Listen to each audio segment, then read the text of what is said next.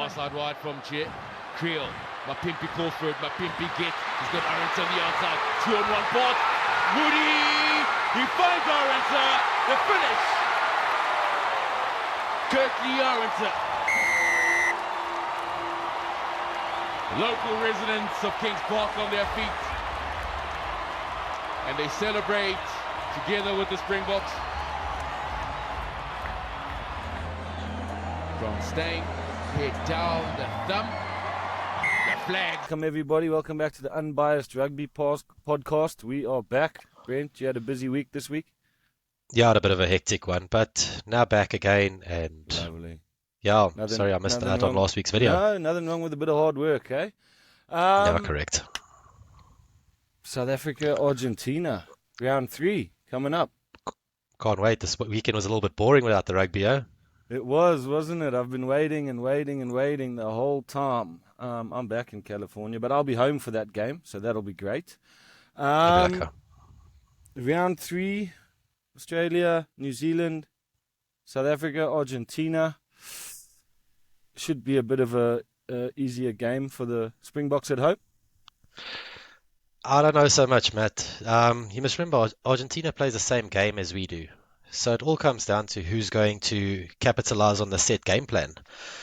Their set piece is just as strong as ours when it comes to the scrums. They've got brilliant jumpers in the line-out, so it's gonna be a good one. Our honesty rate is going to be a good one. If South Africa doesn't show up, we're in trouble.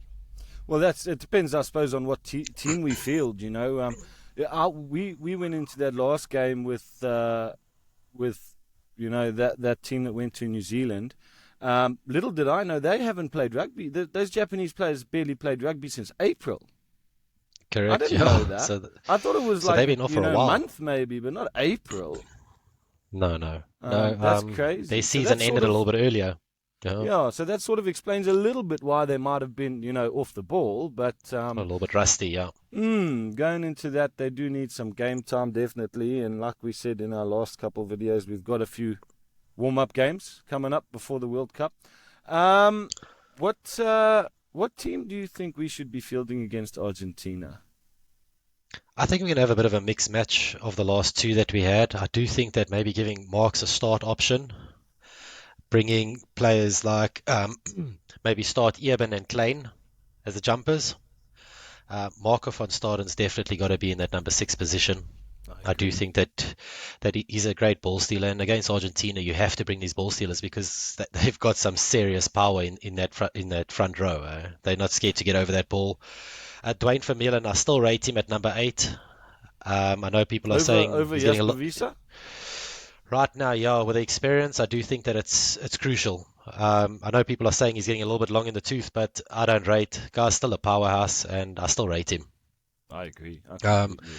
I'm thinking Kurt Lee starting over Mapimpi. Lukanya stays in his position, and bringing in Andre Esterhuizen on an inside centre, the power runner. I think with a team against like Argentina, with their strength, you're going to have to utilize everything that you can power-wise. Listen, I completely agree with all those calls. Like we were talking about just now, I think, and you think that Damien, we need to stop relying on Damien Willemse at 10. We need to realize that if Pollard is not back, Marnie is our starting 10. And I mean, there's a lot of controversy right now around Andre Pollard. And whether he will be fit or not. So they need to invest all the time they can in Libbok. And third choice at this rate, even Jantjies, Elton Jantjies must be third choice because Damien Willemse just can't perform at 10. He can't I agree with you. They don't trust him with the kicking, as we've seen. They're letting Colby and Faf take the shots. Which means they just don't trust him in this position. And if they don't trust him in his position, he can't play to his full ability. I also don't think it's fair, Matt. You know, this guy grew up being either a wing or a fullback. That's where he made his name. It's why he was chosen to be a Springbok. Now you're going to throw him in a different position. I don't think it's really fair on him because he's an outstanding fullback. He's an outstanding fullback. His counter running, everything is absolutely perfect. But I think that trying to put him into a position that he didn't grow up, maybe he did grow up playing it, I'm not 100% sure, but when he was playing URC and stuff like that, it was usually at the fullback position. So keep him where he made his name. I agree. I completely agree with you. I like him at fullback. I even like him at centre if somebody gets injured. Start Willemse on at fullback. Have Willie on the bench. If somebody gets Correct. injured, Willemse can move into centre or wing, and Willie Leroux can come on at fullback. Because I like that. at the rate it's going now, I would prefer Cheslin Colby at number 10 than Willemse, to be honest with you. And it's not his position either. But like we said, we've got to give Libbok the chance to get to know his team in that position before the World Cup. It's crucial. Alton Yankees, I still rate him. I do think that they got to give him a shot. Maybe we'll be surprised this week and they bring him in. Listen, I'd love to see bloody Deante in. He hasn't played rugby in 5 years. Imagine He will how much still thrash rust the he'd field, have. let's be honest. He will still No. be first class, boy. Put him on at number 11, boy. Don't fuck Just around. give him the ball and no one's going to catch him anyway, so it doesn't really matter, does it? Absolutely. Okay, so that's the team we kind of want to see, and I think that's the team we're going to see. I really do. I Yeah. think that's the team they're going to field. It's going to be a bit of a mixture at both. I'd love to see Malcolm Marx start. I mean, you're looking at the best hooker in the world. I don't know why he comes off the bench. A lot of people try to justify it that him and Bongi are similar, but you've got an 80-minute player that can play 80 minutes at 100%. Put him on. Bring Bongi on in the last 20 minutes. If Marx I've got a is running theory out about of this. steam. Sorry about that. I do have a I theory want to hear about this Marx. theory. I want to hear it. I'm interested now. You see, like a front row doesn't have a long lifespan in rugby. It's not a thing. They pick up a lot of injuries and stuff like that. So I do think that Marx coming on in the last 30 minutes of a game, every game, expands his time of being a hooker for South Africa. Well, how long do they want him to be a hooker for South Africa for the next Till 20 he's years? 70, mate. You don't get a hooker like Malcolm Marx every day, so Till he's 70, yeah. He's gonna be there in the front row with his crutches, boy. 100% he'll still be a powerhouse. Absolutely. I'd love to see him start. I hear where you're coming from with that theory. I'd love to see him start. Kane and Moody, do you think he should be thrown into the mix? Or I do think that he's going to need some time.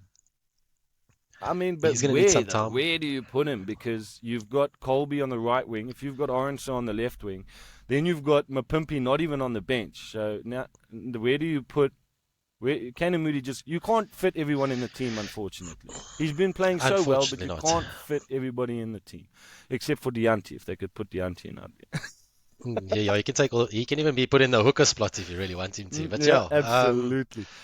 no, you're So 100% we can't right. fit- It is a bit of We can't fit everybody in. Yeah. So where, it's the same situation New Zealand is in. They've got so many good players. I mean, look at Damien McKenzie at 10 and then Richie Mwanga. And who do you choose?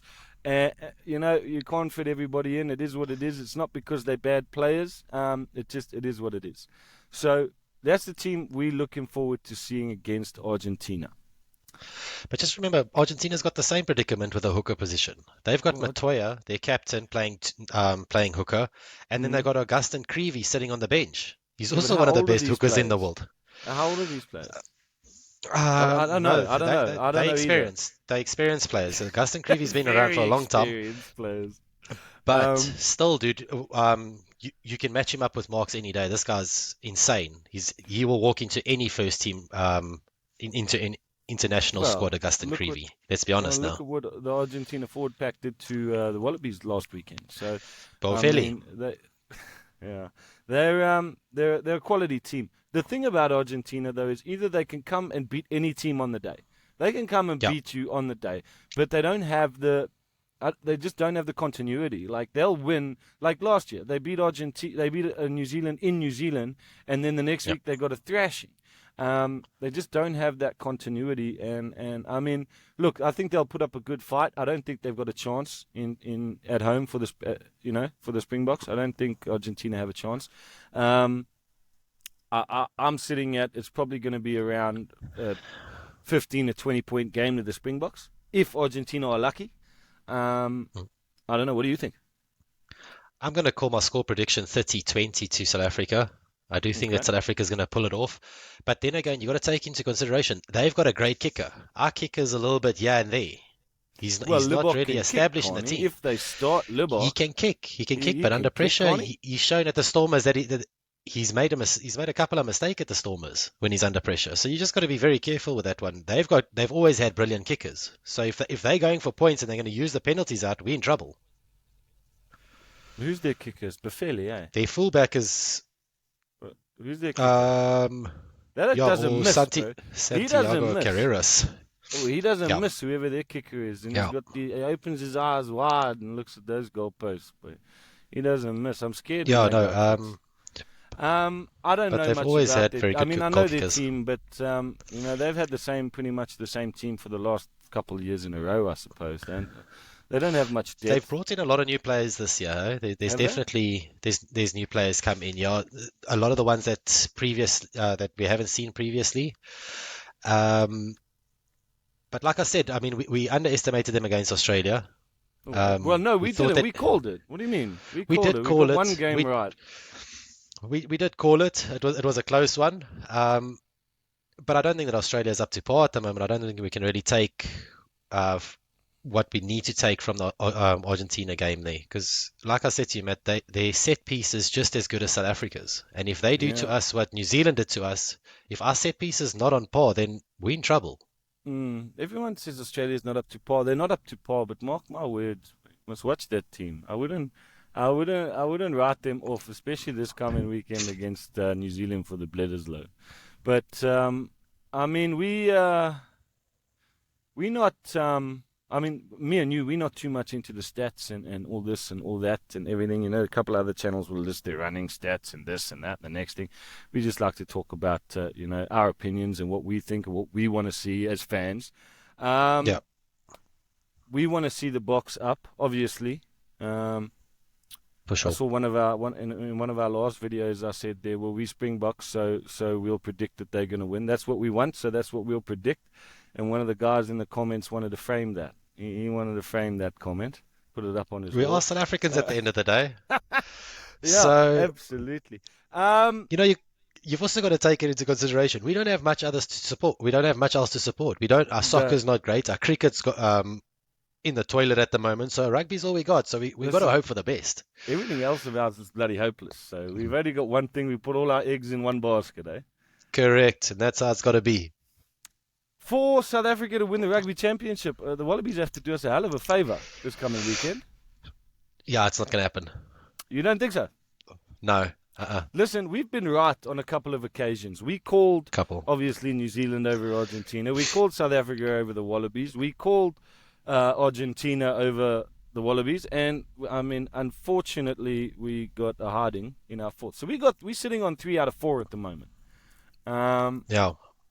That's what we're sitting on, and I think that's pretty good. That's not too shabby for a bunch of blind guys. I'm going to call it 4 out of 5. I'm going to call it 4 out of 5, and I'm going to say Australia's not going to help us. You're going to call it 4 out of 5. All right. Well, listen, I wouldn't write the Wallabies off. Right. What else? What else do we want to talk about the Springboks? Like I said, I'd love to see Mark start. We want to see a couple of those so-called B-team players coming in. I wouldn't call them B-team players anymore. If anything, I'd call them the bloody A-team.